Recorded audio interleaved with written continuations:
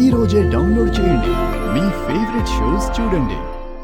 Doctor గారు, మరి beans masala fry వినడానికి చాలా బాగుంది, టేస్ట్ కూడా తగ్గకుండా చేస్తారు. ఆ హెల్తీ రెసిపీ ఏంటో ఒకసారి ప్రేక్షకులు చూపించేసేయండి. అలాగేనమ్మా. చిక్కుడు వెరైటీలన్నీ కూడా ఆరోగ్యానికి చాలా మంచిది, హై ప్రోటీన్ కలిగి ఉంటాయి. అందుకని బీన్స్ వెరైటీ కూడా అందరు ఇష్టంగా తినే రకాలు. మరి ఈ బీన్స్ అందులో గింజలు కట్టినప్పుడు వాటిని అట్లా కట్ చేసుకుని మన పద్ధతిలో నూనె లేకుండా మసాలాల్లో ఉండే ఔషధ గుణాలు హాని లేని విధంగా ఎలా వాడుకుంటే ఈ ఫ్రై రూపంలో కూడా బాగుంటుందో ఇప్పుడు చూడండి.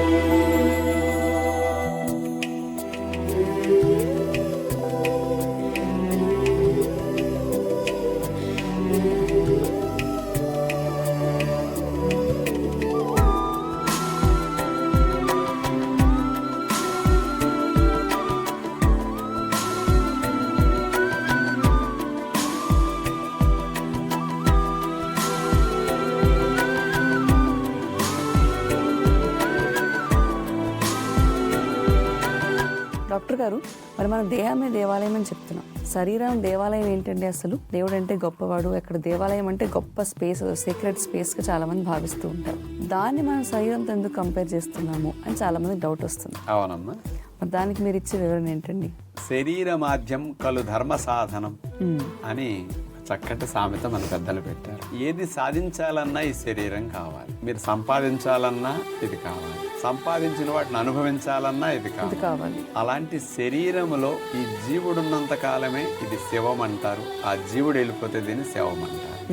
ఈ శరీరాన్ని, దీన్ని ఒక ఆలయాన్ని ఎంత పవిత్రమైన భావనతో చూసి దాన్ని అలా పరిరక్షించుకుంటూ దాన్ని ఎంత శుద్ధిగా ఉంచుకుంటామో, ఈ దేహాన్ని కూడా ఆ భావనతో శుద్ధిగా పరిరక్షించుకోమని, అలా కాపాడుకోమని మన పెద్దలు దేహమే దేవాలయము, దేవాలయాన్ని ఎంత గొప్ప స్థానం ఇచ్చి దాన్ని చూసుకుంటాం, నీ జీవితానికి ఇది అంత గొప్పది.